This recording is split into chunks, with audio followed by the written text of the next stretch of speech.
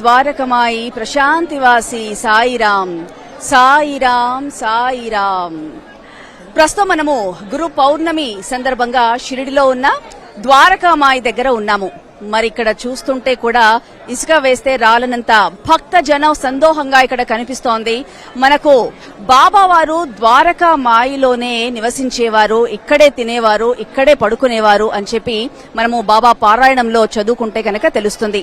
మరి ద్వారకామాయి చూస్తే కనుక లోపల ఎంతమంది భక్తులు ఉన్నారో మనము మన విజువల్స్ ద్వారా చూడొచ్చు. ఈ రోజు గురు పౌర్ణమి కాబట్టి అశేష జనం ఇక్కడ స్వామి వారిని బాబా వారిని దర్శించుకునే ప్రయత్నం చేస్తూ ఉన్నారు. ఇక ద్వారకామాయిలో మనకు బాబా ఇక్కడికి విచ్చేసినప్పుడు, అంటే షిరిడి గ్రామంలోకి విచ్చేసినప్పుడు ద్వారకామాయి ఒక మసీదు లాగా ఉండిందంట. ఆ మసీదునే ఆయన ఎంతో దైవంగా దాన్ని ఒక ద్వారకామాయిలాగా, ఒక గుడిలాగా పవిత్రంగా భావించి దాన్ని ఆయన్నే పునర్నిర్మించుకొని ఇక్కడే స్వామి వారు ఇక్కడే నిద్రించేవారు, ఎంతో మంది భక్తులతో మాట్లాడేవారు, ఇక్కడే ఆయన తెచ్చుకున్న భోజనం అంతా కూడా తీసుకొచ్చి ఇక్కడే తినేవారు అని చెప్పి మనం బాబా పారాయణంలో చదవచ్చు, తెలుసుకోవచ్చు. ఇక ద్వారకామాయిలో మనము చూస్తే కనుక మొదట్లో బాబావారు వచ్చినప్పుడు ఇక్కడ ఏం జరిగిందంటే ఒక భయంకరమైన వ్యాధి విజృంభించింది. అదే కలరా వ్యాధి.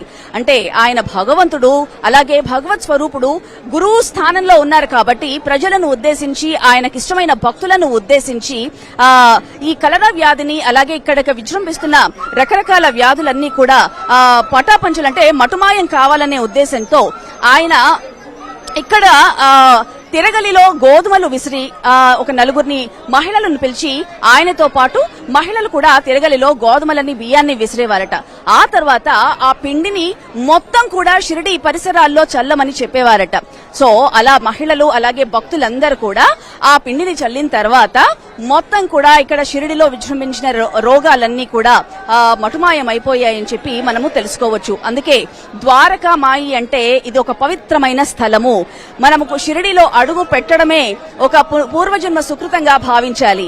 మొదట్లో మరి షిరిడి విచ్చేసిన తర్వాత స్వామి వారి బాబావారి దర్శనం చేసుకున్న తర్వాత మొదటగా భక్తులందరికీ కూడా విచ్చేసేది ఎక్కడికయ్యా అంటే ఈ ద్వారకామాయే. ద్వారకామాయి అంటే భక్తులందరికీ కూడా ఎంతో గుండెల నిండా ఆనందాన్ని అలాగే మధుర స్మృతులను మిగులుస్తుందనే చెప్పాలి. బాబా ద్వారకామాయిలోకి అడుగు పెడుతుంటే కూడా మనకు తెలియని అనుభూతి, కళ్లలో ఆనందము వెల్లివిరుస్తూ ఉంటాయి. ఇక్కడ భక్తులను ఉద్దేశించి మనం మాట్లాడదాము. ఇక్కడ చాలా మంది భక్తులు ఉన్నారు. గురు పౌర్ణమి సందర్భంగా ఇక్కడికి విచ్చేశారు. మాట్లాడే ప్రయత్నం చేద్దాం. అమ్మ, ఎక్కడి నుండి వచ్చారు? మేము హైదరాబాద్ నుంచి వచ్చాను. 30 సంవత్సరాల నుంచి వస్తున్నాను బాబా దగ్గరికి. ఓర్పు, సహనము, శ్రద్ధ ఇవన్నీ కూడా బాబా గారు నేర్పారు నాకు. ఏ వ్యక్తినైనా నమ్ముకుంటే విశ్వాసంతో ఉండండి అని చెప్పారు. ఇన్ని సంవత్సరాలుగా ద్వారకామాయి ముందు ద్వారకామాయిలో అడుగు పెడితే గనక మన యొక్క ఎలాంటి దరిద్రాలైనా ఎలాంటి సమస్యలైనా తొలగిపోతాయని అన్నారు. ఆయన ద్వారకామాయికి రాగా ప్రవేశించిన వెంటనే ఆయన విభూది మనకు పెట్టుకున్నామనంటే అంతేనండి, సర్వరోగ నివారణ విభూది అండి. ఆయన ఎక్కడున్న యూనివర్సల్ గాడ్ అండి బాబా గారు, యూనివర్సల్ గాడ్. ఆయన 7 సంవత్సరాల తర్వాత చిన్న పిచ్చుక పిల్ల ఉన్న దానికి దారం కట్టి లాగి ఆయన దగ్గర తీసుకుంటారు. బాబా ఎవడు అన్నవాళ్లే బాబాకి దాసోహులు ఎంతో మందో అయ్యారు. కనుక ఇలాంటివన్నీ కూడా బాబా గారి చరిత్రలో ఉన్నాయి. కళ్ళారా 30 సంవత్సరాల నుంచి నేను చూస్తున్నాను. అన్నీగా అనుభవంగా ఉన్నాయి. ఇక్కడ ఏర్పాట్లన్నీ చాలా బాగానే ఉన్నాయి. కానంటే సీనియర్ సిటిజన్ కొద్దిగా గంటల తరబడి నిలబెడుతున్నారు. దానికి చాలా బాధాకరంగా ఉన్నది. కనుక అది మటుకు మీరు ఇది చేయాలి. కనుక ప్రతి వ్యక్తిని బాబా నమ్ముకోమంటా. మీరు నమ్ముకున్న దైవాన్నే బాబాగా భావించి నమ్ముకోండి. బాబా మీ సమస్యలన్నీ తీరుస్తారు. సాయిరాం, సాయిరాం, జై సాయిరాం. ఎక్కడి నుండి వచ్చారు? బెంగళూరు నుంచి వచ్చాను. మేము చాలా సంవత్సరాల నుంచి వస్తాము. 87 నుంచి వస్తున్నాం.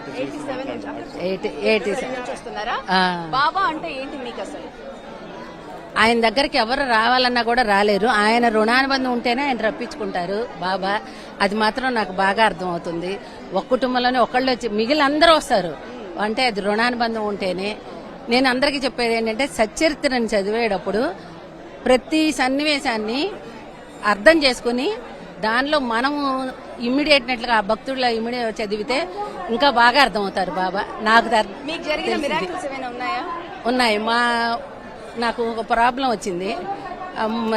ప్రాబ్లం వస్తే బాబాకి లెటర్ రాసుకోమని ఒకళ్ళు చెప్పారు. రాసుకుంటే 1 వీక్ లో నాకు ప్రాబ్లం సాల్వ్ అయిపోయింది. చాలా ఉన్నాయి, ఇది రీసెంట్ గా ఇట్లా జరిగింది కాబట్టి చెప్తున్నాను.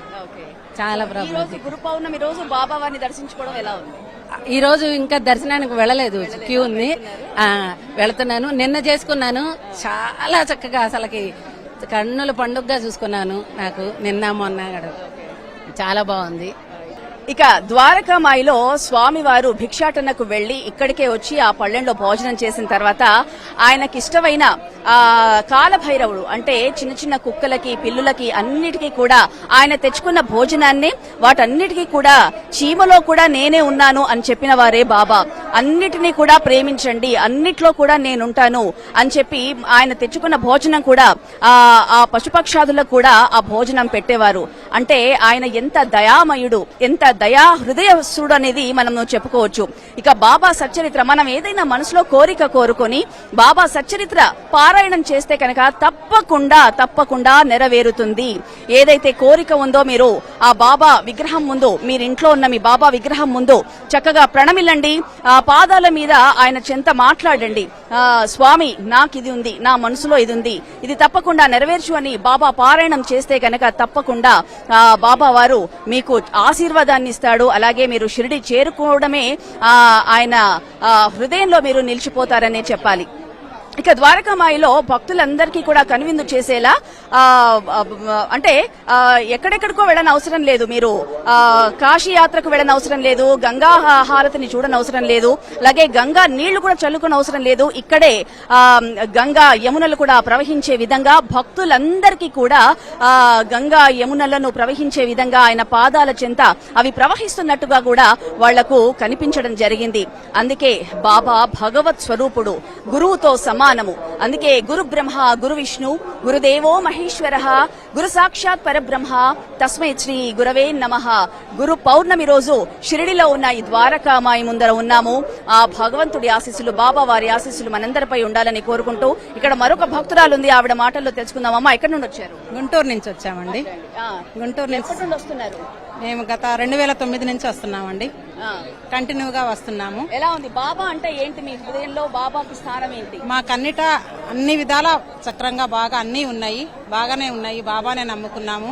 అన్ని విధాలా కూడా మాకు ఇది కనకధనం మహర్షి అంతా కూడా శుభ్రంగా మాకంతా బాగానే జరుగుతుంది.